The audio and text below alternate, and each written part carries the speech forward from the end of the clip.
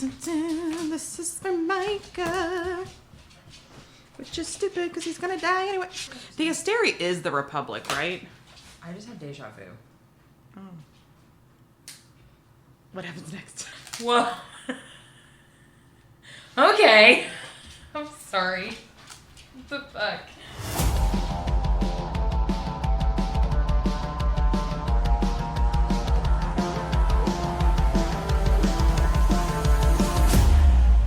Hi, I'm Olivia. And I'm Kelly, and this is a Court of Theories podcast where we deep dive all things ACOTAR, Throne of Glass, and Crescent City. This podcast contains spoilers. Okay, so I'm so motherfucking excited, okay? And I don't give a fucking shit. Look, I'm coming into this fierce. I don't give a fucking shit if you've heard this shit. We are going to fucking talk about it. Okay. Are you ready? I'm scared. I'm gonna need you to put that down, and I'm gonna need you to look me in the eyes. I'm scared. Why are you scared? I don't know. You are really intense right now. I'm so excited. I'm so excited. And you know what? Like I said, if you have fucking heard this, lie out your ass. Lie out your ass. Okay. I know that we are brutally honest when it comes to shit. Lie out your ass. Okay. I'm very excited. Last time we were doing name breakdowns. Okay. Okay. We did a lot of Crescent City name breakdowns, and Danika, her name literally means morning star. So does Shahar's. No, hers means day star. Yeah, hers means day star. No, morning star. Okay. I was like, no, it doesn't. Those names are not even the same. Sit down. Shut your mouth. Are you sure? Okay, keep going. No, you mean pull it up? I was just going to say, are you sure that's real and not like a user submitted No, thing? because this is Ode to Danika. Okay, so we're going to go back. You're like, bitch, would you shut the fuck up? Shut the fuck up. Okay, I'm so fucking excited. Okay, listen. Okay. So, Danika is spelled Danika. So this is an ode to Danika, which is spelled Danica, the Slavic deity that represents Venus, whose beaming twinkle is best observed just before the break of dawn, i.e. the meaning morning star. Okay. Her last name, and you're gonna make fun of me, I'm probably gonna say it wrong, but Fendir. Is that how they say it? Fendir. Huh? Okay. It's like the Fendir wolf? Yes. Okay. And that's a play on Fenrir, and that is a wolf in Norse mythology. Yeah, just like Fenris. Yes. Okay. I'm so nervous. I can't even look at you in the face. Hurry up. Emily's theories. Okay. We love her. I love her. I'm obsessed with Emily's theories. So obsessed. I found this through Emily's theories. Okay. And this was just a stumble upon whenever I was going back through looking up more names to just have her last name broken down in front of me, just because I know that it meant wolf, blah, blah, blah. But I just wanted the origin. Danika is the seventh Asteri. Okay. And quite literally lives on inside of Bryce's heart. Full credit to Emily's theories, because I was like, calm down. And then I was reading it. The time that I texted you about this, I lost sleep because I could not, number one, wanted to tell you about it. Number two, my brain exploded. Okay, so she has on here, and this is her, I have long since believed that when a character in SJM universe dies, they are reincarnated into the next world. Okay. So she recycles. She's good for the planet. Reduce, reuse, recycle. Sarah Janet. Then you got the fourth R, reincarnate. Okay. She has on here that some of the most solid proof is the bone carver. So whenever he meets Feyre, he asks her multiple questions about death. Remember, he wants to know what she saw and whether she saw a portal, if she was given that new body. He wanted to know all the details. And she's like, whoa, bro, that's personal for me. Get off it. Okay. But he just wanted to know if he was going to have a choice and who he was next life or some shit, right? So this is an excerpt. So there is no other world. Maybe the bone carver comes back as Nyx. He was like showing Feyre that. He was showing Feyre that. Wouldn't that be some shit? That would her like little demon baby. Yeah. Like He was he like, already has the "This is-" wings. He already has. He's from hell. At least Bryce probably thinks so. That is a hell baby. He can't talk, so he's just like, goo goo gaga. I got these bat wings. Okay, so get off your computer. Don't look anything up. Stop. I'm so excited about this. Hurry up. Talk faster. No. Okay, so literally from the book, there is no other world the bone carver pushed. If there was or is, I did not see it. Okay. No light, no portal. Where is it that you want to go? The question almost leapt off my tongue. It was only peace and darkness. So that was Feyre talking. The bone carver asked, did you have a body? No. Then he started did, and then never got to finish his question. Feyre pretty much was just like, fuck off. And then in Sky Breath, the concept of going somewhere else when you die is brought up several times. Okay. It's almost one of those like calls to like, where you're like, shut up. I get it. And even the River Queen suggests that there is a new world after death. So then from the book, she's talking to the River Queen here. And so Bryce halted by the rail overlooking the night dark river. Bryce asks, where did the dead go before the Asteri arrived? Did your tutors ever tell you that? The River Queen, her mouth softened into a smile. No, but they told me it was good. Emily says that this quote cements it further. The way for one soul to travel in and out of the world is through birth and death. Okay? Blood for life, blood for death. It was summoning salt infused with the blood from a laboring mother's sex and blood from a dying male's throat. The two great transitions of a soul in and out of this world. That's so fucking gross. Some woman is like pushing She's out like, a that's baby. my placenta. Leave it alone. And they're like, we really need this for some She salt. was like, I was going to put that in capsules. And Oh, God. can I at least keep that umbilical cord and put it in some weird baby scrapbook? Anyways, I'm sorry. Stem cells. Okay.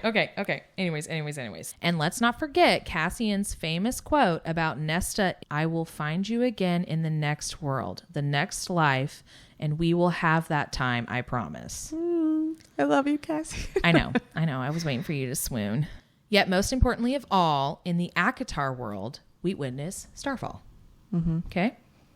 And it's theoried that it's souls migrating. Okay? We've talked about that before. It's that first light, second life thing. Okay. This is further backed up in CC2 when we learn that the Asteri have been stealing second light, which is a term for people's souls, which aligns with Rhys's observations that the stars in Starfall have been dwindling in numbers each year. Okay. Which I know the fandom, they know that. And if you don't, you're welcome. But for the purpose of the theory, this is the most important point. Everyone's soul is literally a star. Okay. I'm going to say it again. Everyone's soul is literally a star. It's for this reason that Emily has theorized, and I'm a stan for it. Everyone possesses a star in their chest because it is their soul. So what is Bryce's power? We're led to believe that Bryce's power, the starborn power, is the star in her chest. Okay. Emily says that she believes that it's true, but that it's not the full picture because we see the power coming from her chest. We saw that in basically the whole second book. Yeah. So that's not a theory. That is Bryce's chest literally glows. If our souls are stars, then Emily has said Bryce's power is simply being able to wield the light of her own soul. Like, essentially, Bryce can pull her soul out of her chest, and that's her power. Okay? Stay with me. Stay with me and Emily. Okay. Okay? As further proof of this, recall that the very first time we see Bryce use her starborn power, it was said that a lock clicked open in Bryce's heart and soul. And it is literally in the text, and she has it highlighted. A lock clicked open in Bryce's heart and soul. and I want you to look at the cover of your book right now. It's a lock. I know it is already before I even look. Since you have it right here. She really do be having a lock on her chest. And if you look at the colored page on the inside, it's like fiery looking. Yes. I was about to say, it literally looks like lava coming out. Yeah. Okay. Moving on. Now that we see that. Okay. Anyone that needs to stop and look at your cover of, let me just to clarify, I'm talking about the OG US version, because there are those new UK prints. This is the OG US version. The woman on the front. With the woman on the front, and it's red. With this in mind, and knowing that the fourth R of SJM is reincarnation, it is highly likely that Adis mentioning that Bryce and Thea's light is the same hue, and that Bryce's light is Thea's light, makes this very interesting. Okay. So if souls are stars, and the star that Bryce wields is the same as Thea's, then that suggests that their souls are one and the same, which we have theorized, we've talked about, Bryce and Thea. I don't know if we've done that as deeply on here, but our text messages confirm that we have fallen deeply down that rabbit hole. Okay. I have things I want to say, but I'm going to shut up. Nope, you got to wait. So that Bryce literally possesses Thea's soul. She is her reincarnation. Okay. Okay. Which is not out there. No. There's too many parallels that we have talked about, that we have touched on, that we've brought up. So that's not news to us. There's a bunch of evidence to the point of this being correct, but the most pointed is the gym scene in Sky and Breath. Okay? She's in the gym, okay? Where her and Hunt get it on? Bryce has a feeling that she is falling through time and space, but that she wanted to stay in this body and, quote, this place. And so then the excerpt is, she could have sworn they fell through time and space, could have sworn they tumbled towards something, but she wanted to stay here with him in this body and this place. Emily says, but as insane as this sounds, I don't believe that Thea is the only soul inside of Bryce's chest. I think someone else is in there too. And then in really big font, Danika. Okay. Okay. She don't deserve it. Keep going. I know. I'm a Danika hater right now. I know. We have very deep feelings about it. I think literally in one, I don't know which episode it is right now, that you're like, I don't know if we're supposed to like her or hate her. And I hate her right now. Give me a reason to not hate her, because she's too manipulative. Yeah. I feel like that we will see that really come more to light. But for right now, I'm mad. Yeah, okay. I'm angry. Okay. So obviously we know that Danika is someone who is powerful, and Emily has suspected that she is someone who is reborn again. She said, this suspicion grew stronger when I realized that the, quote, ancient alphabet that Danika used to tattoo Bryce was actually word marks, which we have talked about. Agree. I also agree. She said, however, it was this parallel that cemented it for me. Okay. So remember, Emily's theories, if you do not follow her, Get on it. Yeah, you gotta. You gotta. Because she's crushing it. I have a theory that she is Sarah J. Maas in disguise. This is Sarah J. Maas's like, it's her fan head account. Canvas. Yeah. And she's like feeling us out. Do you believe this? You're like, okay. Emily's very smart. She's very smart. And so that's why sometimes you find some of those theories, like even through like Reddit threads. That's what you just sounded like. Oh my God. I haven't had McDonald's in over 5 years. And I think about it every day.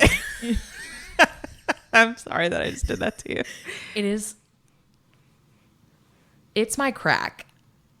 If you were to, I was an addict and I stand strong. Although this morning and I know you're going to judge me because I just know.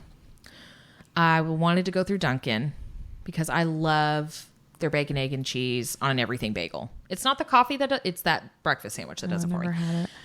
Also, it's jumbo mega big, and I knew today I was going to need it. The line was out onto the road, going down the road. Like First we were, Ave. yes. So we were wrapped around, and I said no. Then just a few buildings down from that is a literal fucking McDonald's, and I looked at it, and I double took that McDonald's, and I was like, you dirty son of a bitch. And then I said, no, your pancreas needs you to not eat that McDonald's. A hospital bill is a lot more. It is not worth that bacon, egg, and cheese breakfast sandwich and those motherfucking hash browns. Okay. Anyways. Okay. The parallel that Emily. Now that I'm salivating. Thanks. Okay. So it's not even good. That's the thing. I know. Shut your mouth. God, what I wouldn't give for 2 McChickens, no mayonnaise, a small fry, and a large sweet tea. I would give up my soul, red soul, and Milo's soul. As a physical book lover, we've all found ourselves in major need of a bookmark when we've been rudely interrupted while reading. Interruptions like your job, your needy pets and family, or your spouse wanting to tell you all about a random thing that they've been doing, all while you're at a really good part. Don't they see that we're reading? And in those moments, we've all found ourselves having to grab for a receipt, a post-it note, a scrap of paper, or the absolute worst, dog-earing your page. Well, in those moments, Case Leatherworks has you covered. Their dog-ear bookmark fits perfectly over the corner of your page, so you never lose your place. Their products are made with top-grain American leather in a variety of colors, and you have the option to customize your bookmark with your initials. Along with their bookmarks, they offer a variety of home good products that's perfect for any reading nook. Support small business by visiting caseleatherworks.com, and our listeners will receive 10% off your first order by using code THEORIES at checkout. That's offer code THEORIES at caseleatherworks.com. Sometimes I like to put on a couple of pages just so... But there you go. I love it. It's beautimous. That bookmark was provided to you by Case Leatherworks. I love it. It has my initials and everything. In gold foil. It's beautiful. Gold and silver foil. Because you got 2 because you have a beautiful black one because I was asked, what color do you think? And I was like, black. Done. Then it was the question, black on black or black with silver thread? And I was like, silver thread because it sounds like silver flames. I love it. And then there's just this beautiful plum purple because it's a unique color of leather that not a lot have, and I felt like you needed it. I love it. Anyways. And the keychain that I got from Case Leatherworks like multiple Christmases ago, I love it so much. See? Still use it every day. Yes, this is an ad sponsored by Case Leatherworks. CaseLeatherworks.com. Use code THEORIES at checkout for 10% off your first order. CaseLeatherworks.com. Okay. So the parallel that cemented it for her is at the end of Earth and Blood. And when I say for her, I also mean for me. So Bryce looks towards the bone quarter, which also bone carver, but anyways, and can see the 6 members of the pack of devils, right? However, and this is in all bold, the 7th member, Danika, is now gone. How many Asteri sit? And we're missing one. Okay. So then this is the excerpt whenever she's looking towards the bone quarter.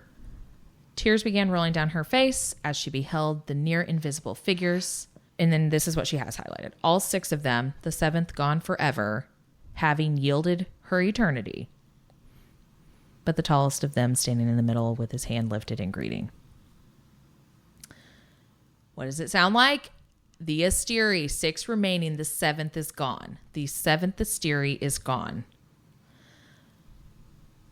She then says, I believe that Danika was a reincarnation of the 7th Asteri, Sirius. Not Sirius Black, not to be confused with our favorite godfather.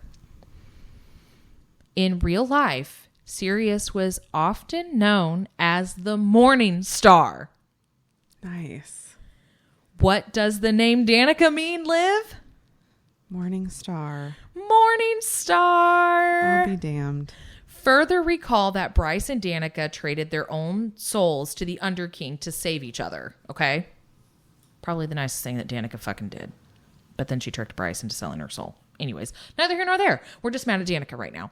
I truly believe that when Danika died, her soul, or a part of it, literally lives on within Bryce's chest. And how did they do it? The drop. In Earth and Blood, it is stated that the drop is the act of plummeting into your own soul. Okay? Encounter whatever lay at the bottom of their souls is literally from the text in the book. What does Bryce find when she does the drop right into her own chest, despite the fact that it is a complete impossibility? Who is down there? Danika. And right before Bryce goes back up, Danika says, "Even if you can't see me, I will always be with you." Bryce then says she had never been alone. She would never be alone. Not with Danika within her heart. Okay. That is straight from text. And Emily says, although you may argue that it was merely just a figure of speech, I don't think it is. And we are on that figure of speech and how things are worded kick right now in our text messages. Yes. Because recall that when the Prime of the Wolves witnessed Bryce racing around to defeat the demons at the end of Earth and Blood, he said that, quote, one wolf remained in the old square. Sabine assumes that he must be mistaken, that he is instead registering Danika's sword that Bryce is holding. But the Prime looks at Bryce and then points to his heart and chest and then calls Bryce a, quote, true wolf. We don't give the Prime enough credit. While he may be sleeping 75% of the time, 90% of the time, when he wakes up, he got it, okay? And so it says, this is from the text, but the Prime of the Wolves had stirred at last and pointed an ancient gnarled finger to the screen, to the feeds, and he said, one wolf remains in the old square. Everyone looked then to where he pointed. Whom he pointed to, Bryce raced through the carnage, sword glinting with each swipe and duck and slash. Sabine choked. That's Danika's sword you're sensing, Father. The Prime's age-worn eyes blinked unseeingly at the screen. He's not even looking at the actual screen to see who is truly on that screen. It's almost like it's a vision that he's seen. And it says, his hand curled on his chest, a wolf, and that's in quotes. He tapped his heart. Still Bryce fought onward towards the meadow. Still she ran interference for anyone fleeing for the shelters, buying them a path to safety. Quote, a true wolf. And again, in the next book, the Prime once again calls Bryce a wolf while pointing to his chest and heart. Prime, she said, kneeling on his far side, hidden from the views of the guards, still arguing with Deck at the gates. A moment of your time, please. He cracked open age-clouded eyes. Bryce Quinlan. He tapped his bony chest. A wolf. But he's not referring to Bryce. He's referring to Danika. And who was Sirius the Asteri known as? Sirius the Wolf Star. And that is from the text. This explains why after the drop, Bryce seemingly inherited the identical power of the Asteri overnight. And something that Emily has already made a theory about with the uncanny resemblance. And that's because it is Danika's soul. And likely also the horn and the synth, but both were orchestrated by, you guessed it, Danika. This is why Jezebel told Bryce that she won't find any traces of Danika in the bone quarter, because her soul is literally within Bryce. The sorceress said a shade gently, which if Jessica's getting gentle about shit, you won't find any traces of Danika left in the bone quarter. Bryce tensed. What does that have to do with anything? And then Jessica, I thought you were finally going to start asking questions about her. And if you still don't believe it, then recall when Bryce found out that Baxian was Danika's mate. To present proof, Baxian revealed the tattoo Danika gave him, again of the infamous words, through love, all is possible. Okay.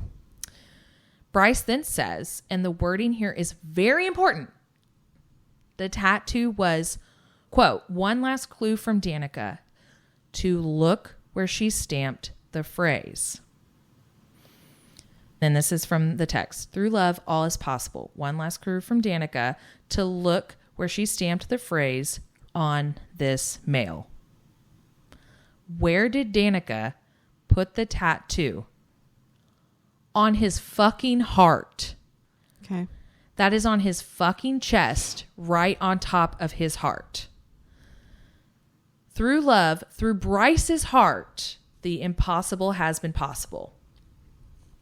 Emily theorizes that it is a literal clue. The heart and soul where love resides is where Danika has always been. Interestingly, Baxian also tells us that Danika was trying to find a way into a, quote, new world. And then it says, this is Baxian. But after we met, Baxian went on, she started hunting for a way into a world where we could be together, since there was no way Sabine or Sandriel or even the Asteri would have allowed it. And where has Bryce just recently landed? Prythian, a new world. The impossible made possible. And then she has in here Sirius and Orion. So Emily theorizes that Hunt is the reincarnation or possesses the soul of Thur, which we have talked about, who is a powerful god. It's why Bryce says countless times that Hunt and Thur look, quote, identical. I am inclined to think that in some way, and this is Emily speaking, Thur and Sirius, or Thur and the wolves were connected. Perhaps the wolves protected Thur or were his loyal servants. Because that's exactly how the mythology around the Orion and Sirius constellations go. Sirius was immortalized in the sky to keep watch, the guard Orion. Perhaps it is not just Bryce that has been looking out for Hunt, but Danika too. I have more evidence to support your theory that you didn't say. Let me have it. Are you done? I'm done. Speaking of the way that Sarah uses words and says stuff casually and whatever, in the first book, Bryce literally says, yeah, and I'm the seventh Asteri. As a joke. Holy shit, she does, because she's just being a fucking asshole. Yeah, I'm trying to find the page number. What are your thoughts? What are your feelings? What are your... I'm convinced. Especially, no. I've had the question in my brain because of Bryce jokingly saying that. Does she only say it once? Yes, and I really want to find the actual page number. It's pretty early on, and I'm pretty sure she says it. Does she say it to Danika? No. She says it to Hunt. And Lahaba. Okay. I was like, if she fucking says it to Danika, I will lose my goddamn mind. Where Danika's, yeah, you are. You know what I'm going to do? Tell me. I'm going to open my Kindle app. Oh, and search it. Look at you. What better time than the present? I just want to say that with how much stuff this is, when we first started talking about doing this, I thought, oh, we'll have enough content to like go for a little while. I'm like, we're going to be able to go for fucking ever. This could be a religion. No, it already is. Yeah. Bow down. Page 459 in the hardback. It's a lot further in than I thought it was. Yeah, and I'm the seventh Asteri, Bryce says dryly. The context here is that Lahaba would like to see the Fae archives. She says, Lahaba says, I'd like to see the Fae archives, Lahaba sighed. Think of all that ancient history, all those glorious objects kept locked away for only their pure-blooded heirs to see. Bryce finished with a pointed glance at Rune. Rune held up his hands. I've tried to get them to change the rules, he said. No luck. They let in visitors on major holidays, Lahaba said. Only from an approved list, Bryce said, and fire sprites are not on it. Lahaba rolled over onto her side, propping her head up with a fiery hand. They would let me in. I am a descendant of Queen Renthia Drawl. Yeah, and I'm the 7th Asteri, Bryce says dryly. Hunt was careful not to react at the tone, the first bit of spark he'd seen in days. Oh, Athy. Oh, Athy. Oh, Lily. Okay, can we have a discussion really quickly about course we how can. if we believe that Danika is the 7th Asteri and now Bryce is the 7th Asteri, essentially by proxy, because Danika jumped into her body quite literally, where does that put us with Amren? Do we still think that Amren is the 7th Asteri? So, hang on. I have something else for you. So hold on. But also, okay, if we think about mates and like the story or whatever, which really this reread I'm doing right now of Earth and Blood, whenever Bryce and Hunt go meet with Philip Briggs to question him, he brings up Connor and Bryce has a bigger reaction than I remembered. Mm-hmm. And he says, oh, was that your boyfriend or something like that? And she says, it was complicated. It's none of your business, whatever. Yeah. And like Sarah actually gives a little bit more context and it almost makes it seem like Bryce was like super interested in him, where you don't really get that at the beginning of the book. So then when I read that again today, I really got Sam vibes. And I'm like, okay, please let that mean that Hunt is endgame. Also, can we just say that I talked you off of a ledge when I brought up Connor. Do you remember that? No. It was texting a long time ago. When I say a long time ago. But you were freaking out because you had read probably somewhere on TikTok. Probably Emily. That someone had said that Bryce and Hunt were not in game. And also you were saying that all of the female characters have a first love before. I didn't think Connor was enough, I guess, is what I'm trying to say. Well, because he pined after her for years and years and years. Which was similar with Aelin and Sam, though. Yes. And he pined after her, and they didn't really get in an actual relationship. No. But also, Bryce closes herself off. Yeah. She protects herself, and she has to because of what she is and who she is. And so I think that a lot of that, her holding back, was truly because of Sabine. Yeah. But I do think that she had true feelings for him, and she was scared that she was just going to fail him and didn't want that for him because he was really successful. He was really popular. He was what I considered the all-American dude. So I felt at the beginning that, okay, Hunt is Bryce's Reese. Here's another example. Rowan quite literally punches Aelin in the face. Which is my favorite. What's my favorite? He's my favorite. It's fucked up. Anyways. I want Casey to punch me in the face. What? I want to punch him back. That's a weird... Okay. Then that's Reese... for our Katie Robert discussion. Catch that on our Patreon. For real, though. Pay your tithe and we'll let you in. But so Rowan punches Aelin in the face. Reese twists Feyre's broken arm. Hunt staples Bryce's leg together and basically mangles her, and she has a scar and limps for years.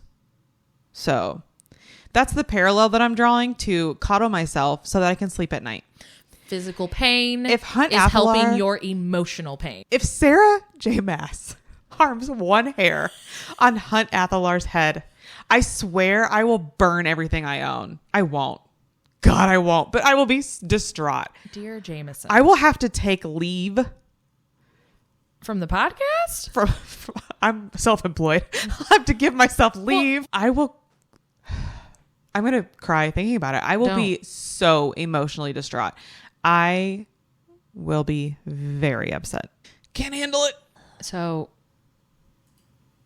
do we want to circle back to what you asked me like 20 minutes ago? Yeah, but like rereading these again, I love each series. I love something different about each series. I think Throne of Glass is like such beautiful world building. Mm-hmm. Like clearly I am such a Throne of Glass appreciator because one, she was young. Not that's like a thing that I don't know.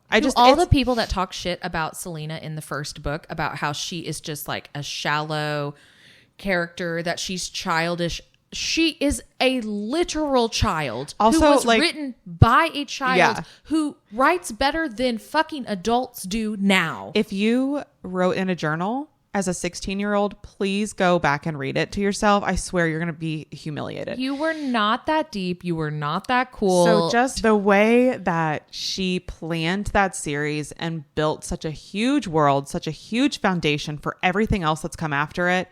I love that series. It's fantastic. I love ACOTAR, of course, because it's like a love story and it's all the things and it's even more world building, and I love the magic and blah, blah, blah. Crescent City was the hardest for me to get into because it was such a mindfuck at the beginning. There's so much information in this. But by the end of it, I was like, this might be my favorite series. And now reading this again, I'm like, holy shit, this is my favorite. Yeah. I am obsessed with Bryce and Hunt. I'm obsessed with Bryce as a character. Yes. She's so much more. She's a badass. She is.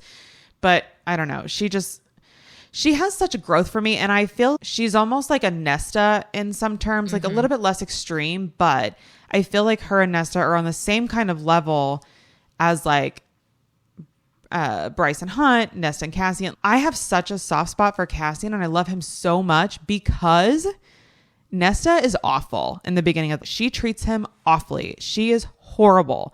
She's horrible to everyone. She's a caged animal. She's a hurt caged animal who's going through a depressive episode. Yes. And doesn't know how to ask for help. Yes. I love her. I love the mental health aspect of Silver Flames. I feel like so I am much. Nesta. And like we were talking about Bryce, like closing herself up. I do that stuff.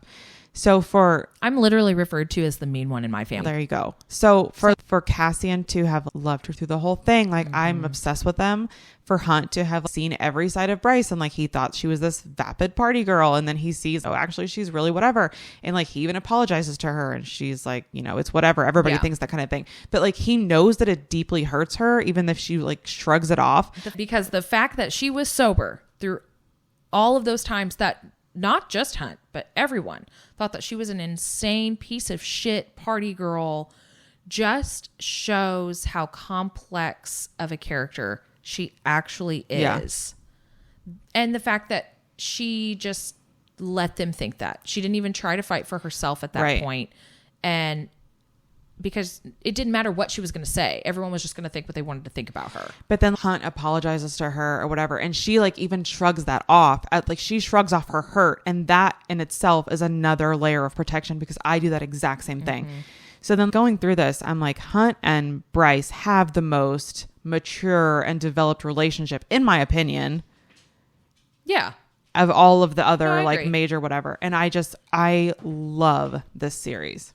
As a physical book lover, we've all found ourselves in major need of a bookmark when we've been rudely interrupted while reading. Interruptions like your job, your needy pets and family, or your spouse wanting to tell you all about a random thing that they've been doing, all while you're at a really good part. Don't they see that we're reading? And in those moments, we've all found ourselves having to grab for a receipt, a post-it note, a scrap of paper, or the absolute worst, dog-earing your page. Well, in those moments, Case Leatherworks has you covered. Their dog-ear bookmark fits perfectly over the corner of your page, so you never lose your place. Their products are made with top-grain American leather in a variety of colors, and you have the option to customize your bookmark with your initials. Along with their bookmarks, they offer a variety of home good products that's perfect for any reading nook. Support small business by visiting caseleatherworks.com, and our listeners will receive 10% off your first order by using code THEORIES at checkout.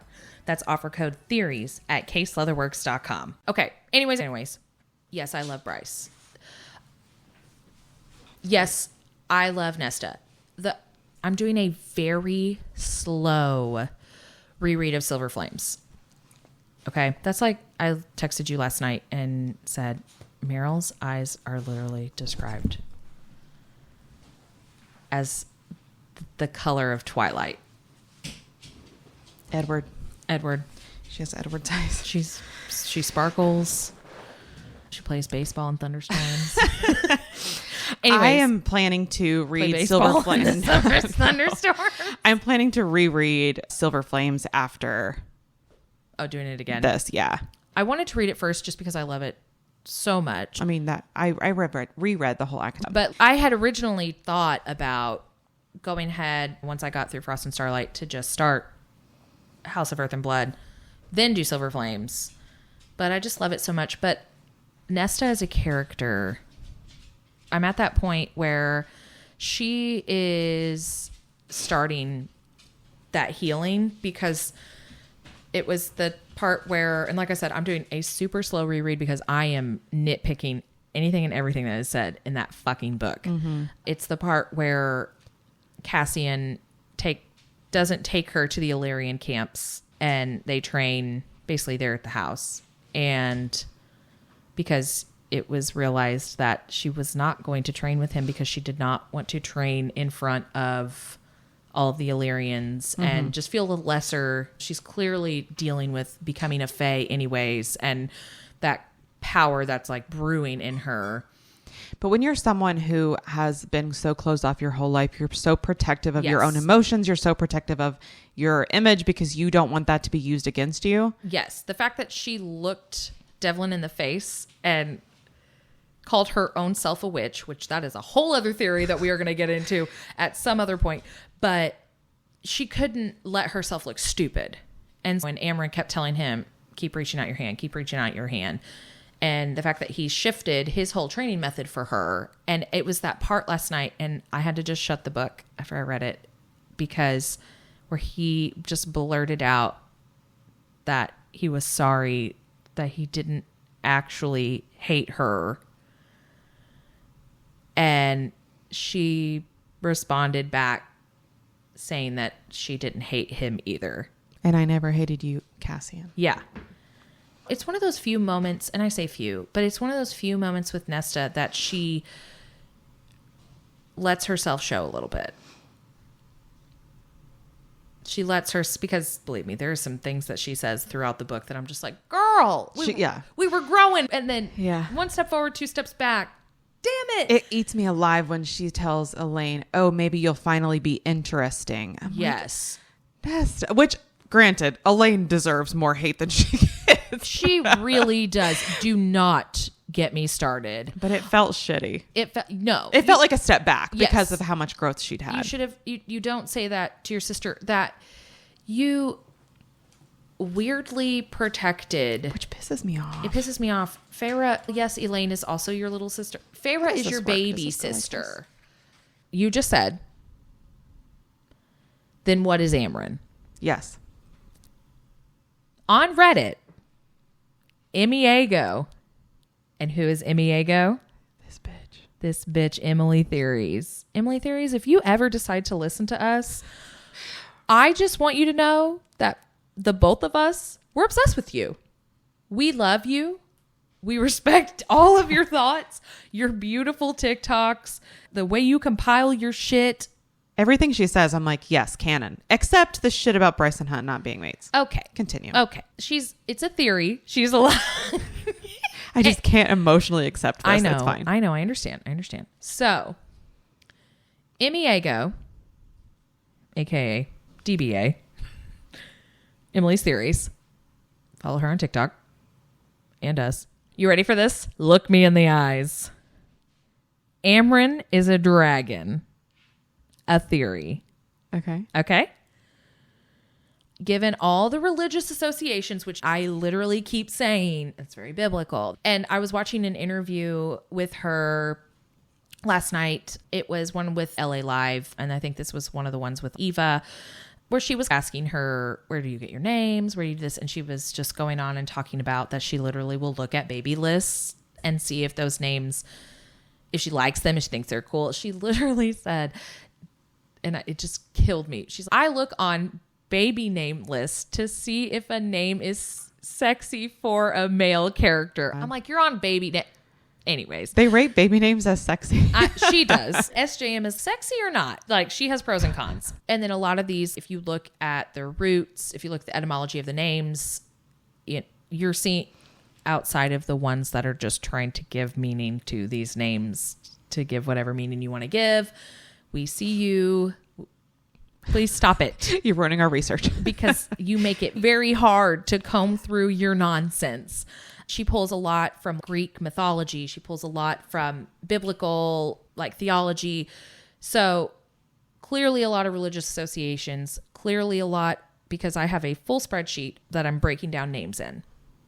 Me and the CC names. We're almost through. We're almost done. I'm almost done with all of them. Okay. There's a lot of religious associations that are linked to Amren. And there's a lot of theories that she is a biblical angel. Okay. And I think I've said that to you, where I have that artist rendering that she is just very angelic. She has the white wings. She's glowing. I'm almost thinking that it might even have a halo over her head, or at least a ring of light. And so then SJM has even said that it's true, confirming in an interview that Amren is an, quote, Old Testament angel. Okay. Emily theorizes that she does not believe that Amren is an archangel. So the likes of what we see in Crescent City.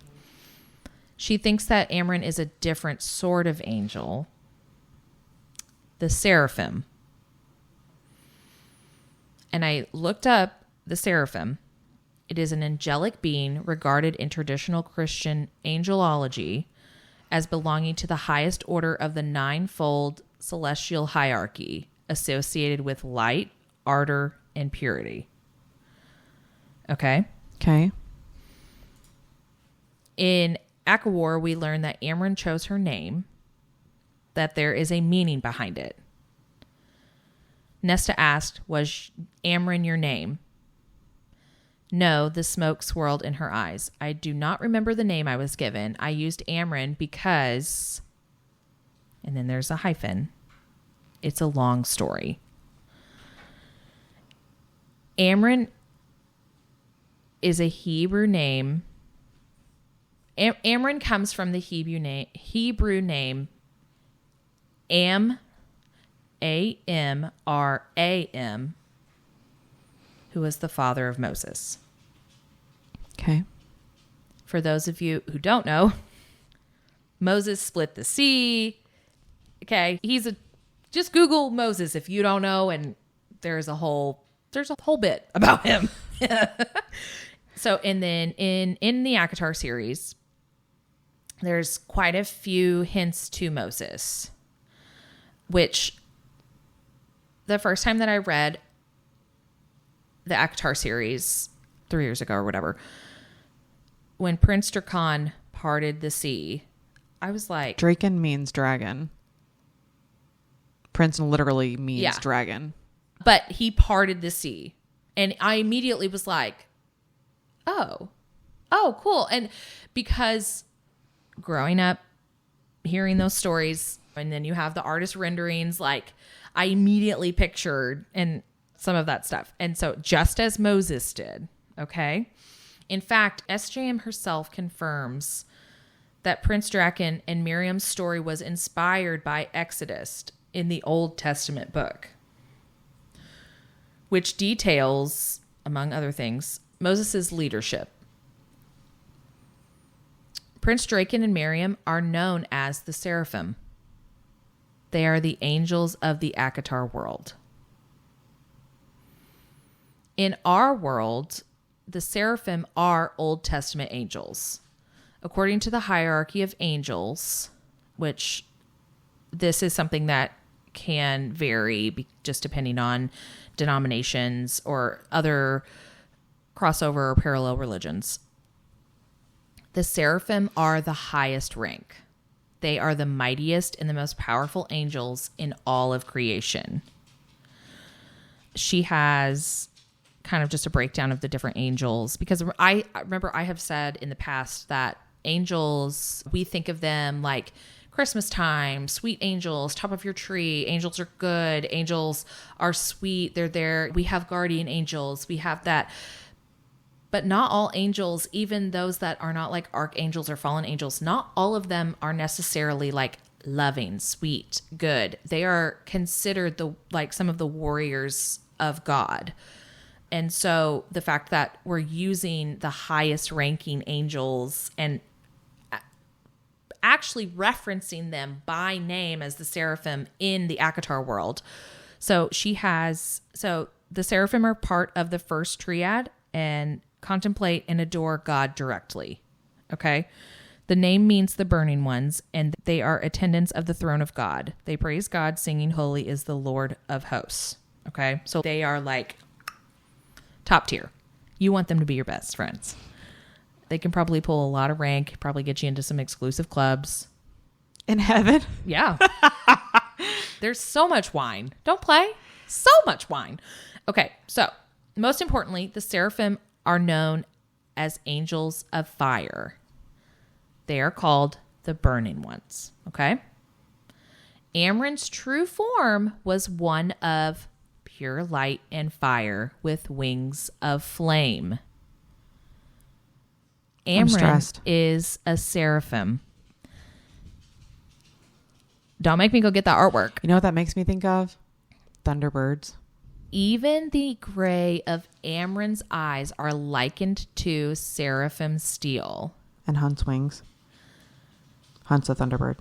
So pulling from... I'm stressed. So there is a line and it says... And I'm not sure, she doesn't have on here... I believe it's war where this is coming out of. But it says, "It gleamed as brightly as Amren's eyes, the seraphim steel." Okay. Okay. However, Amren's true form was kept rather vague in war. Amren's light blinded Feyre. She couldn't quite make out what she really was. And Emily theorizes that she believes that was very intentional of SJM and that it is super important for the overall arcing storyline, because the seraphim are also known as motherfucking dragons. And then she has here dragons question mark. If these little fuckers out in this hallway don't stop clickety clacking around, I'm going to cut off all their nails. Okay. Dragons question mark. In Hebrew, the singular form of seraphim literally means fiery flying serpent. Later texts literally describe the seraphim as dragon-shaped angels. And this is certain proof. The seraphim in ACOTAR world are ruled by... Who they ruled by? I don't know. I'm Prince Draken. emotional. And Draken literally means dragon, like you just said. And it means it in Hebrew too. So it is in multiple languages, multiple root languages. It means dragon. In fact, Emily says, SJM hints at Amren's dragon form multiple times. And I almost texted you about this the other night because this popped up and I thought it was just since clearly we have not seen a single dragon in the ACOTAR world. Not a single dragon. But they reference them. Like at some point in time, they had been known to exist because there is one word that they say, and I almost texted you about this the other night, where it refers to Amren as a fire drake. Yeah.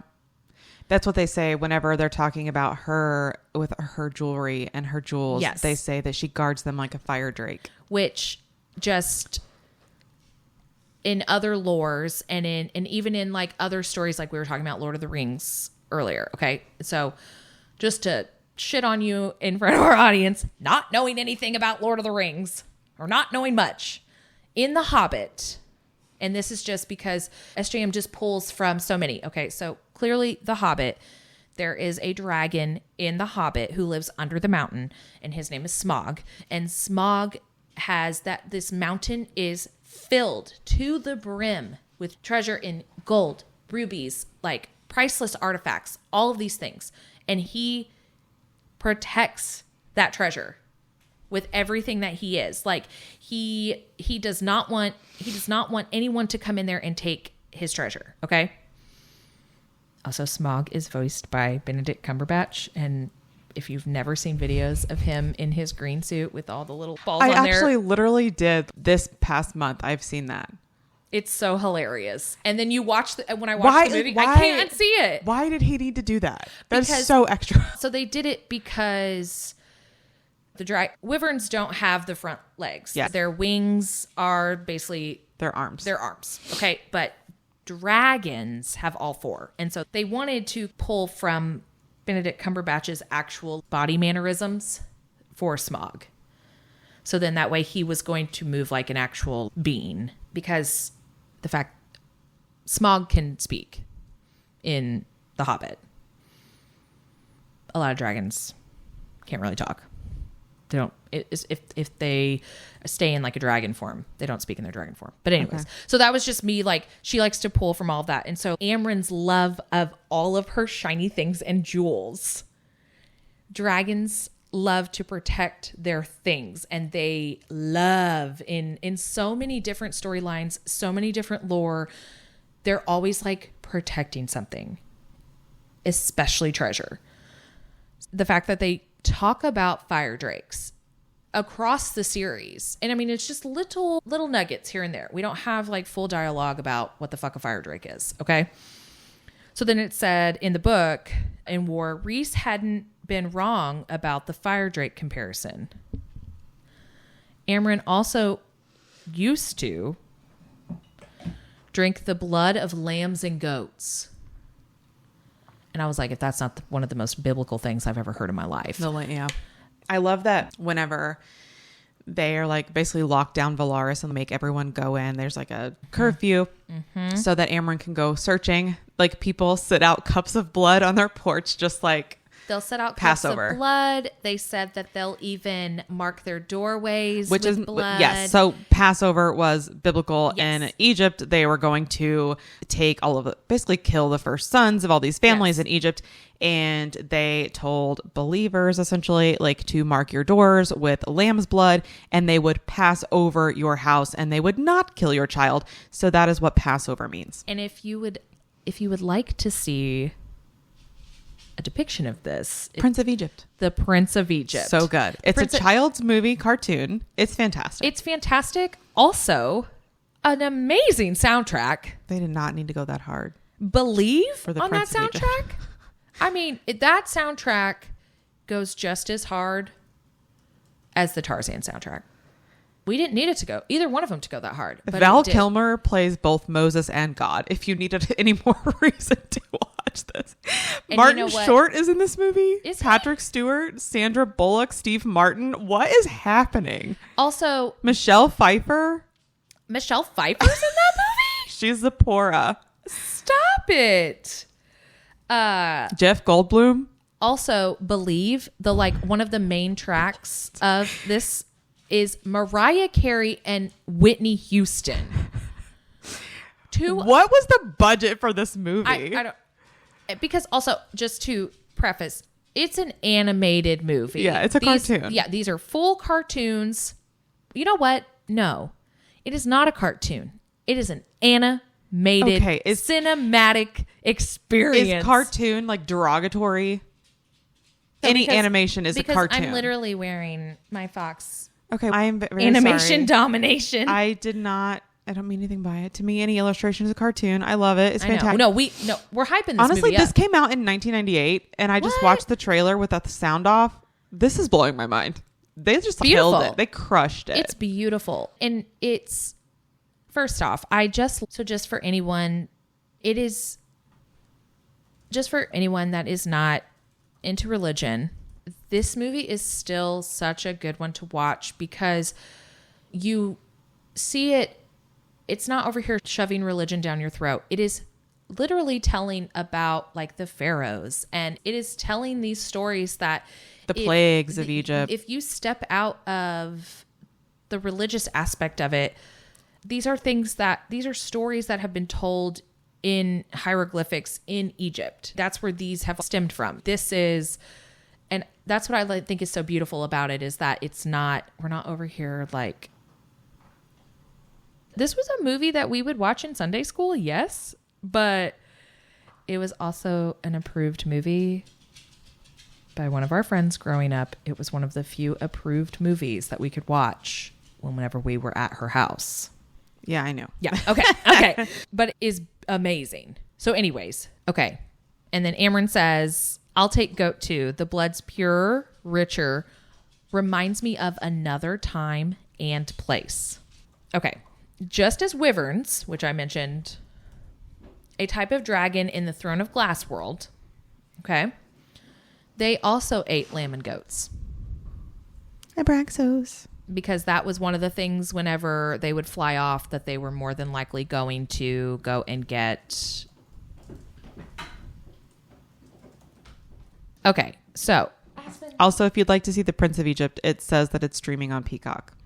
Oh, there you go. Well, probably because of all of those people are just very involved in ABC.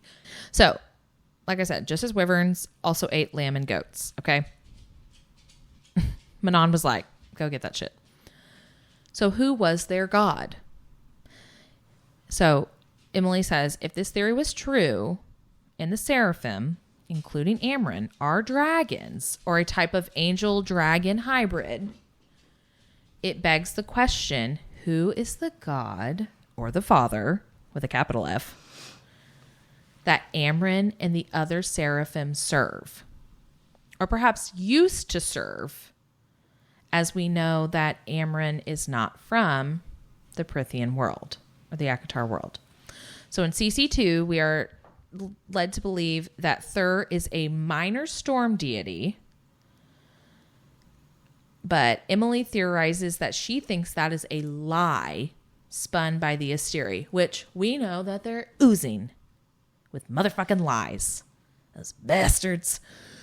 Because Bryce notes that Thursdays were named after Thur, as well as a behemoth planet. So like What's the planet? I think that there's a planet named Thur. Oh, really? Yeah. So why would we name a whole day of the week after Thur and name a planet after him if he's a minor deity? So in the Crescent City world, that follows more closely to Roman mythology than any of the other like mythologies. Okay.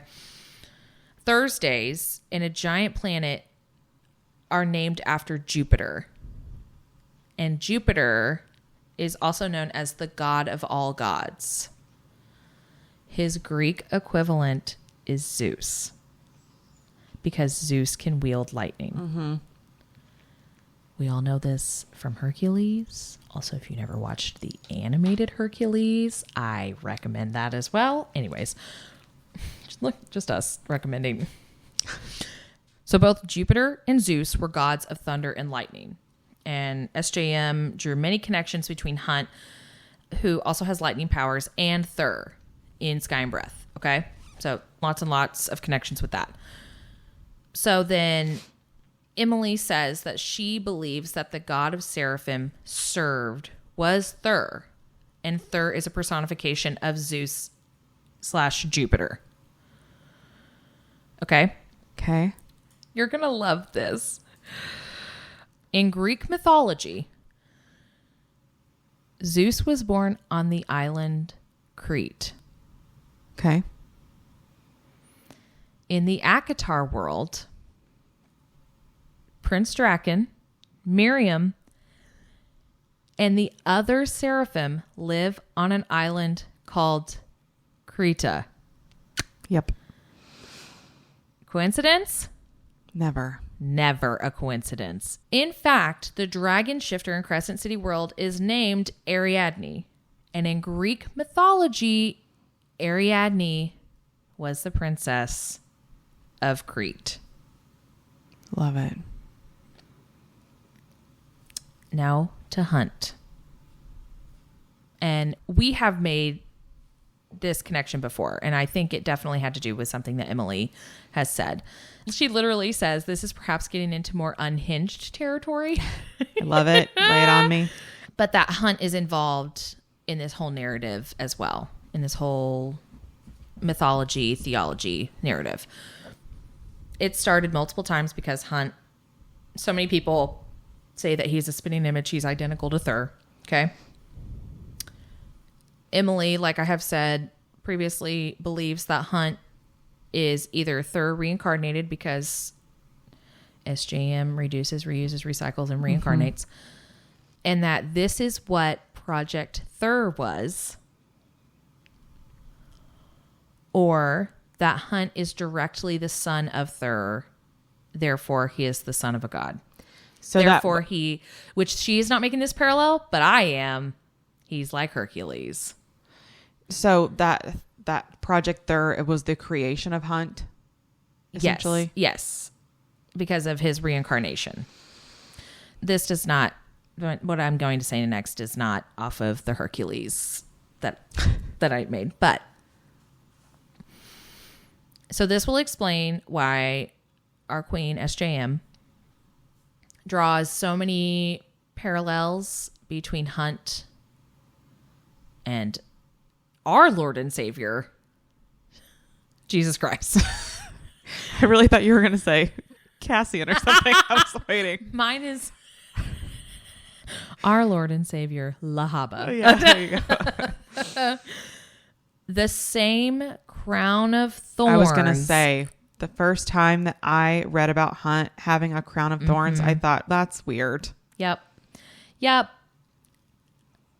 Also, Hunt is a son of Thur, allegedly. Okay. Which Thur is Zeus. He's the parallel of Zeus, who is a god, who is the top god. And you know this if you've ever seen the movie Hercules or if you've ever read Greek mythology. Just as Jesus was the son of God, Hunt's true name is Orion. And as most of us are aware, and if you're not, Orion was a famous hunter in Greek mythology. He is also a constellation. Freaking that out, I man. literally talked about. You just said something that triggered something that I found today, and I already have a highlight, and now I'm highlighting again, and I'm adding a tab, and we're going to talk about it as soon as you're done. Keep going. Where did a majority of the stories about Orion take place? Crete. It's all fucking connected. Are you ready for this? Are you ready for it? Baby, let the games begin, because we're going to be talking about Thunderbirds. Oh, God.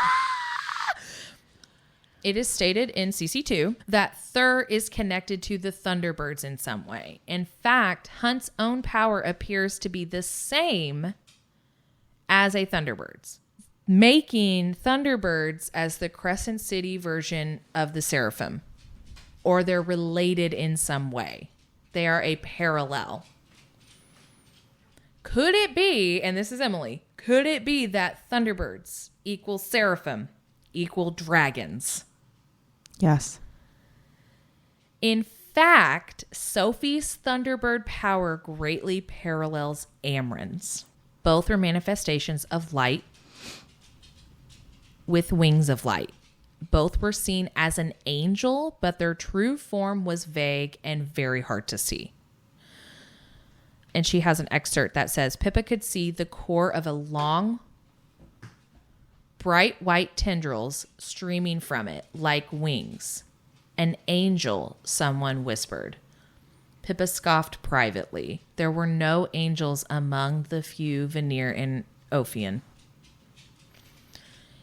So it's perhaps no coincidence that Amren's eyes have been described, and she has in capital letters multiple times, as full of lightning. Amren has said, everything suits me, she says, and those horrible, enchanting eyes again met my own, like leashed lightning.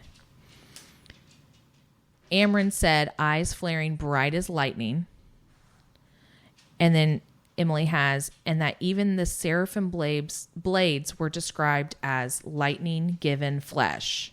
So if all of these beings are connected, then it suggests that Hunt may have the power of a dragon, or perhaps as the High Lords of Perinthian have a beast form, which we have talked about before. Ooh. The Seraphim Thunderbirds have a dragon form. That would be so cool. They already got the wings. Would love to see some dragons introduced. God, I would love to see some dragons introduced.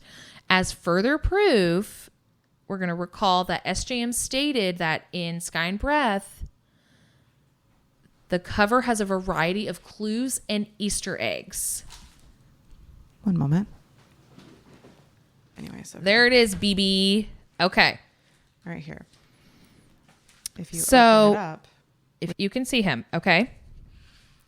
All right. So, as further proof of this, recall that SJM stated that the Sky and Breath cover has a variety of clues and Easter eggs. If we zoom in on what is Hunt's chest, I was just about to say, oh my God, there's a wolf on his chest. I never noticed. it's a dragon. Are you sure? It's the face of a dragon. Are you sure? This looks like a wolf. Which is fine because the Orion thing. Yes, which is also wolf. But looking at it in this, To me, it looks like a wolf with two Pegasus heads coming off the sides. Look. oh, I do see the Pegasus because she has it zoomed in here. It definitely has more dragon qualities. Are you sure? Yes. This Here. looks like a wolf with its head down. No. Do you see it? So we're like missing like the wolf ears. Look at it without the crescent covering it. If you look at the inside of the book, the front cover, and not the cover itself with the crescent logo over it, Oh, it definitely, yeah. So it that looks very wolf-like. yeah, so that is very wolfy, but those are 100%. One of them is a unicorn. On the right, Yeah. But with the way that, I guess maybe they both are. The way that it's lined up with this orb. Also, this is 100% a sword. can you imagine being the illustrator and Sarah's, I need you to draw a man, but all of this needs to be included. Also, I just love all the crescent moons and then the full moon, which there's literally only one full moon. Like, you don't even, anyways, sorry. All the rest of them are crescent moons, and then you got the one. You can see if Okay, there's that's anything going to else. really break my heart if you're saying that, because I was literally just reading about today. Hunt talks about the acolytes at Luna's temple and how before they become like full whatever, like they have a waxing moon and then they have the crescent and then they have the waning moon as they're like aging. So if he doesn't get the waning side of the moon, he doesn't get to age. I'm going to cry. I swear to God, Sarah, if you're listening, please don't kill us. Maybe that's just his immortality. That's not necessarily him aging. I'm going to take that not as in death, as in immortality. So, how does this all connect? So clearly, this is very angels and demons. Okay. There's the Asteri and the angels, and then the Princess of Hell and the demons. And as seen in the Bible and then other related texts as well, the angels and demons were often at war with each other. So again, my whole thing about we're not doing the Hark the Herald Angels Sing. We are talking about warriors of God. Emily theorizes that Thur was on the side of the angels. Mm-hmm. Us now knowing and speculating that seraphim/dragons are likely connected to Thur, it's perhaps that it's not a coincidence that dragon fire is one of the few things that can harm the Princess of Hell. Once again, reinforcing the division between the two species. Because also, I would just like to say that our English Lit class, senior year, Mr. Don Acey, the 7 circles of hell, as you work your way down in hell, it gets colder. The 7th circle of hell is literally freezing. Just to put that out there. Also 7. Just saying. We also know that Hunt was bred to be receptive to the demons of hell. And that's why he's an expert at killing them. So that's further proof again. And then there's the whole biblical and mythological symbolism of the lightning, which was often used to, quote, smite down sinners and demons and the like. And then also, and she talks about, that's more of like the biblical side, but then also Zeus in mythology would use his lightning to strike down. We also know that the Asteri created, quote, warriors in the Akatar world, which were a prototype for the angels in the Crescent City world. This was the seraphim, who evidently share the same physical attributes as the archangels in Midgard. And then Emily says, I'd then wager that the Illyrians are the warriors that the princes of hell created. I was just about to say. Which we have talked about. We've skated on that icy ridge. And it's given that their wings were the same as Apollyon's. Once again, spurring on their opposition of each other. And so then she has, so was Thur like the Asteri overlord? And this is where it says, Amren did mention that her father, and Emily has noted the capital F. And that is how the Bible always refers to God. When we are talking about Father in the Bible, it is always with a capital F, because as in his name. So the Father was, quote, wrathful, and that he ruled a, quote, new world, which sounds a whole hell of a lot like Midgard. And then Emily says, I don't know what exactly all of this means, especially for Hunt, but I do know that something big is brewing. And we'll be able to see what's brewing in that cauldron in January. So just to backtrack just a tiny bit, so you're saying that Thur could potentially be the father in terms of the Asteri? That it's a possibility that he was the overlord. It's just a theory, because Thur was on the side of the angels, which... So what? So Thur was over the Asteri because that's that division with the princes of hell and all their demons. That Thur was like the upper. So how did the Asteri become the bad guys, I guess is what I'm trying to say. And also, what does that mean for Bryce and Hunt if Bryce is the 7th Asteri and Hunt is Thur? Not good. Is it bad? I don't know. Does that mean that it's a unification? If through love all things are possible, maybe Bryce just turns it around for the Asteri. But also Bryce's involvement with one of the princes of hell. Yeah. It is Hunt's ability to sniff them out. I'm trying to think hold on, my hamster is going so fast on the wheel. I don't necessarily think that unless... Okay, so we like to draw ties to mythology. Now, this is just straight out... This is a headcanon. This is not an Emily's. What if in some weird 2,400 page story that we're going to have,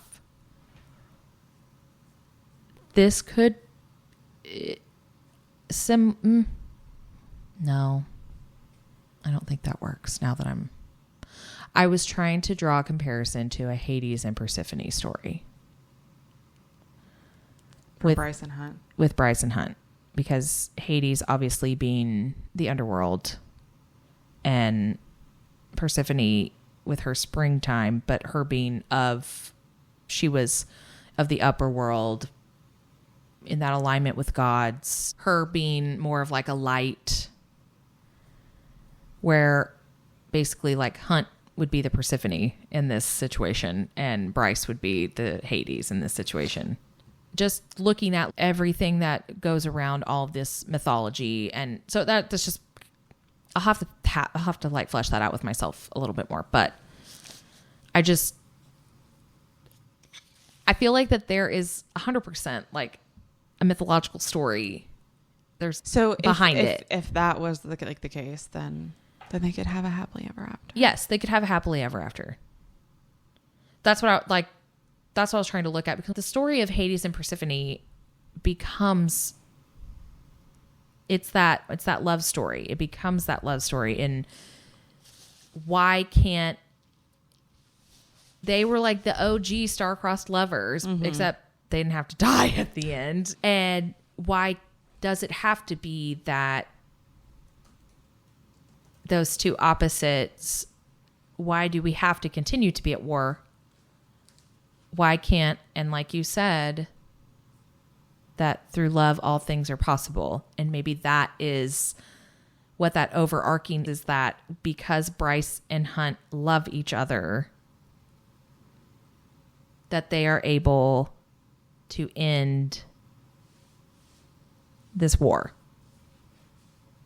I love it. Okay. Can we talk about the Roman connections that I was making earlier? Okay, so I know that last time we talked a little bit about the Istros River and how that is the name of the modern Danube River. So that kind of got me thinking, like, okay, is this like drawing, is Midgard literally means earth? Yes. Which I can't remember if we have actually said that on the show. Midgard is Old Norse. In Norse mythology, the Middle Earth, the abode of mankind, made from the body of the first created being, it's called Midgard. So Earth is Midgard. So I was thinking about that, the Istros River, how that's like a name of a real river on Earth. I'm like, okay, so is Midgard Earth? I was thinking about different things about that. Anyways, moving on. I was also thinking about the Roman Empire, which is so funny. There's this TikTok trend right now, and I know you're not on TikTok, but this girl... I'll see it in 2 weeks when it gets Yeah, to there you Reels. go. This girl, or maybe it was her husband or something, said something first about the Roman Empire, and she's like, what do you mean? And he's, I think about it every day, don't you? And she's, what? No. So everybody's been like asking their male counterparts, like, how often do you think about the Roman Empire? Is Casey in bed? Like, you need to record this on video because people are asking that. I asked Jameson. I'm thinking Jameson never. Like, Jameson is all-American football, baseball dude. Like, this is just what he is. And I was like, hey, Jameson, how often do you think about the Roman Empire? And he was like, I don't know, like twice a month. I was like, what? That's so specific. what? I know. Please hold. Yes. I'm going to go ask him. Elevator music.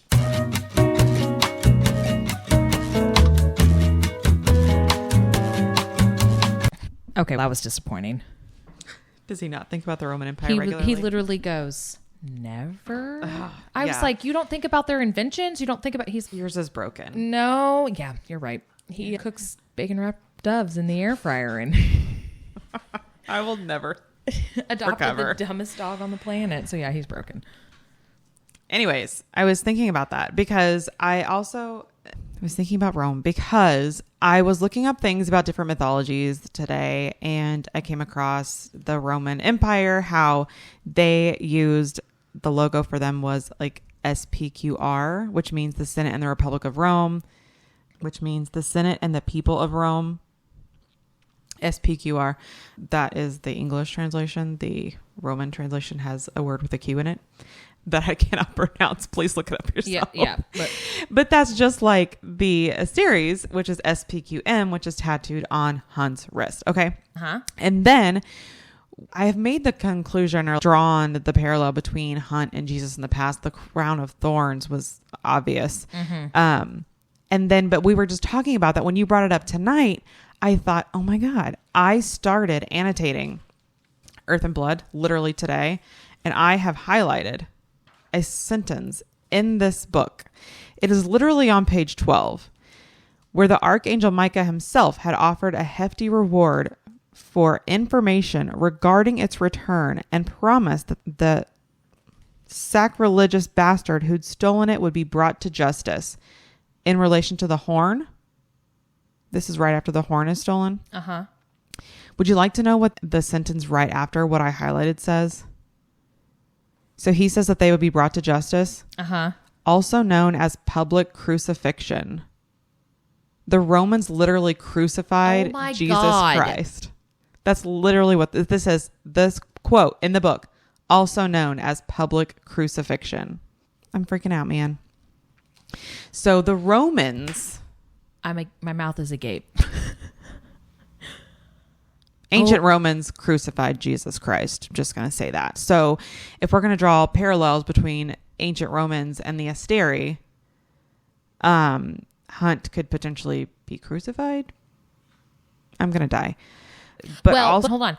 If he is crucified in his Hunt form, he's also brought back to life. Who's to say? And I swear to God. Oh, wait. With a capital G. If he comes back 3 days later, they won't just be naming Thursday after him. Like, we'll have a whole 40-day Which draws another conclusion. I read today, they talk about the eternal city in Earth and Blood. That's what they called Rome. The eternal city. I'm convinced that Midgard is on Earth now. And it's just Rome with cell phones. Apparently. We're just missing a Or coliseum. it's at least heavily modeled after Earth. We're just missing a coliseum. Basically. What if our... Stop. I'm gonna freak out. You're going to froke out. I'm going to froke out. Hunt is describing... Oh my God. Sabriel is like the evil archangel. Uh-huh. Hunt was her slave for the first, I don't even know how many years of his enslavement. A lot. It was a lot. She literally punishes people by throwing them in a pit, a dirt sand pit. I'm going to die. I can't believe you just said that because that just triggered my brain. I got to look this up. Hang on. And if you tell me that there's lions and shit in there. Please hold. I'm going to hyperventilate. What, I'm like shaking. You are froking out. Oh my God. I literally read that this week. Liv. Hang on. Her name is Sabriel, right? No. Sandriel. Sabriel is like another fantasy book. Which also just sounds a lot like Gabriel, and we have been very biblical about things. Broseph, I'm losing it. Oh my God. Sandriel is the archangel and governor of the northwestern quadrant of Pangaea, Hunt's former owner before Micah had traded with her, desiring to have Hunt clear Crescent City of any enemies. Sandriel, his dead lover's twin sister. So Sandriel literally looks like Shahar. He was, let me see. Sandriel had been Hunt's third owner after the defeat at Mount Hermon. She believed that she could essentially break him despite the two archangels before her who had failed to do so.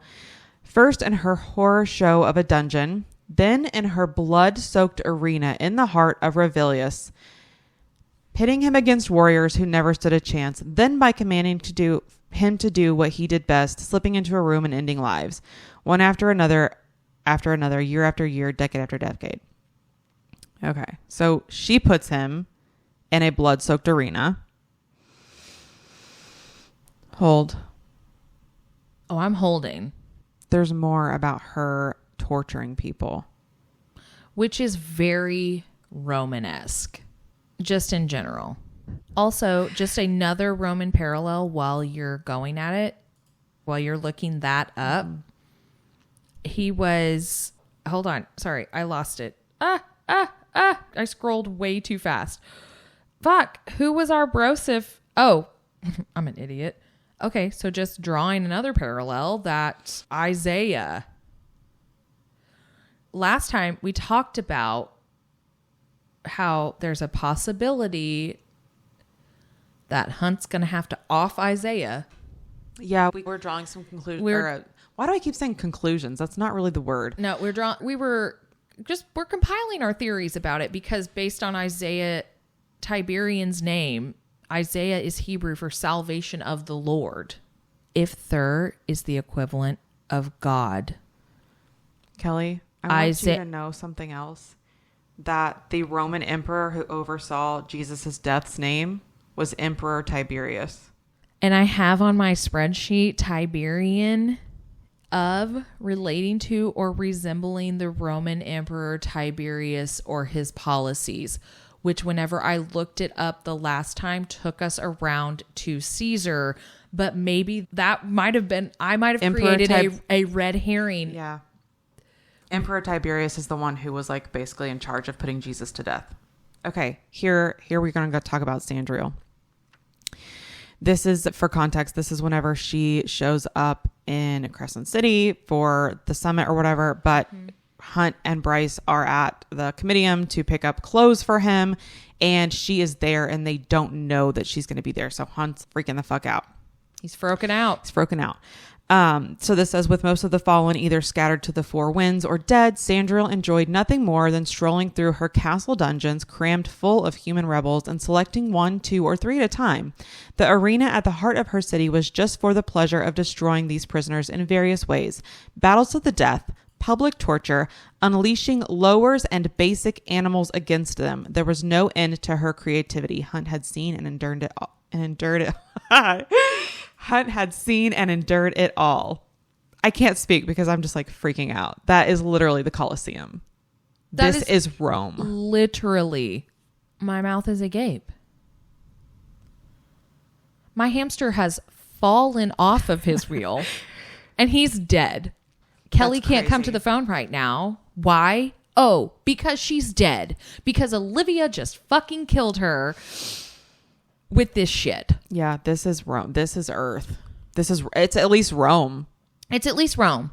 However, if you want to take it like mythological Rome or if you want to take it in literal Rome, either way, it is Rome.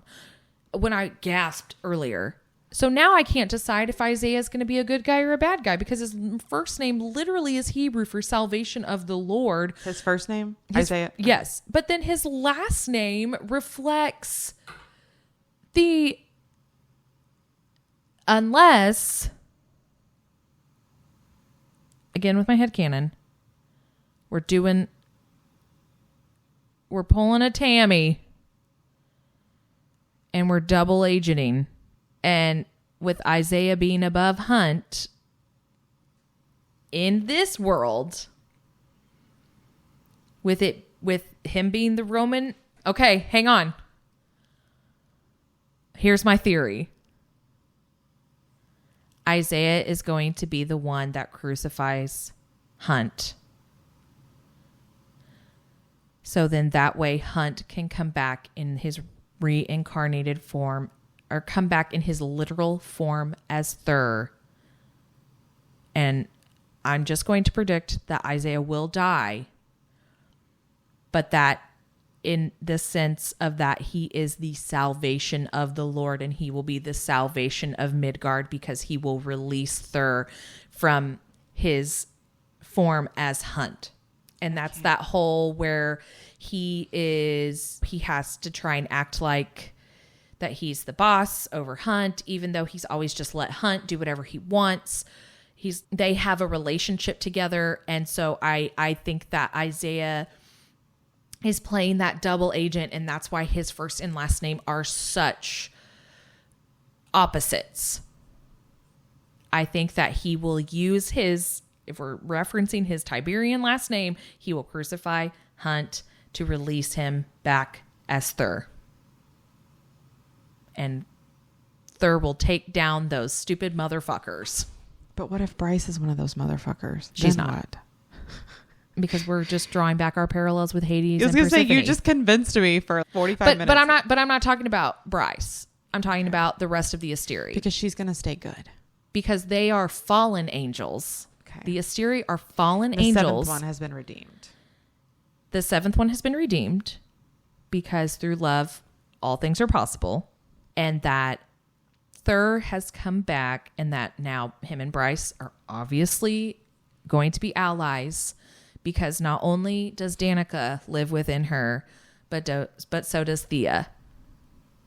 Mm-hmm. And so Bryce and all of those that she loves are safe.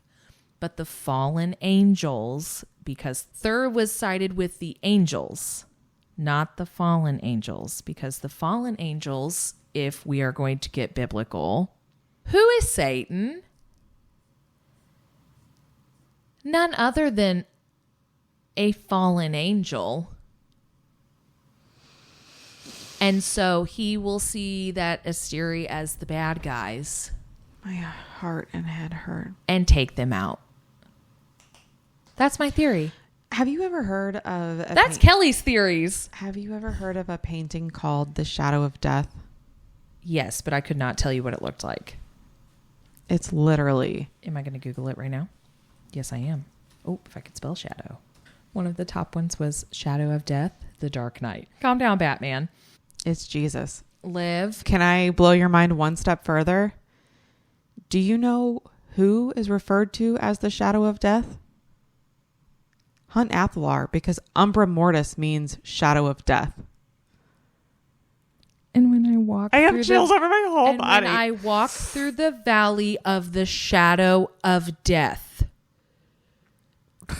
we are quoting the book of Psalm. Or Gangsta's Paradise, depending on how you grew up.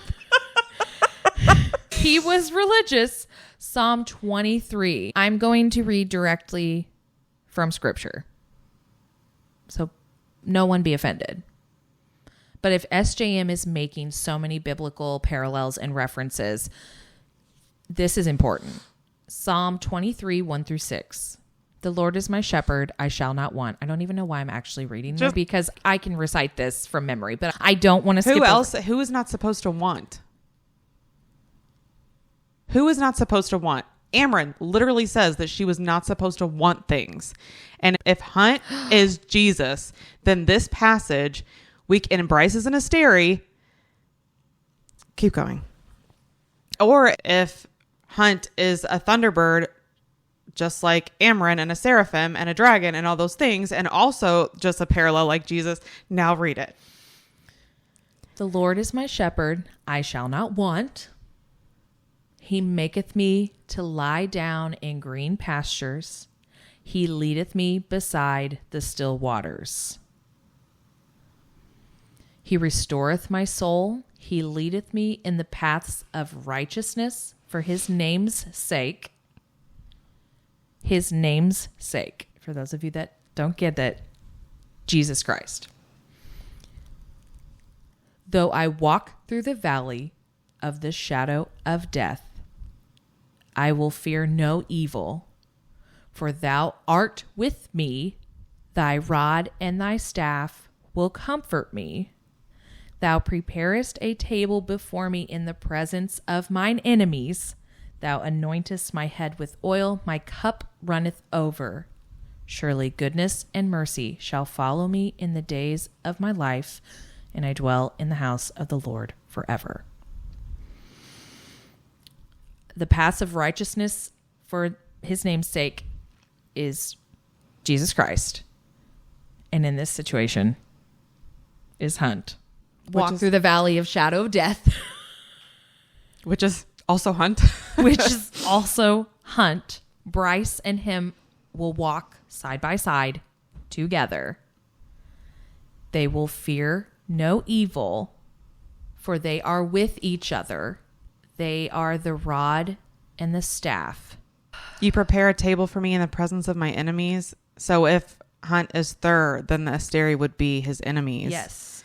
And then we end it with, surely goodness and mercy shall follow me all the days of my life, and I will dwell in the house of the Lord forever. So Hunt will not die. He will come back as Thur, and him and Bryce will take down the fallen angels of the Asteri, because Danika was redeemed as the 7th Asteri, and Thur and Thea will dwell in the house together forever. Because what does Sarah call all the 4 separations of this? They are houses. They are fucking houses. So we will dwell in the house of sky and breath. Okay, but for fucking ever. But just to go to go again.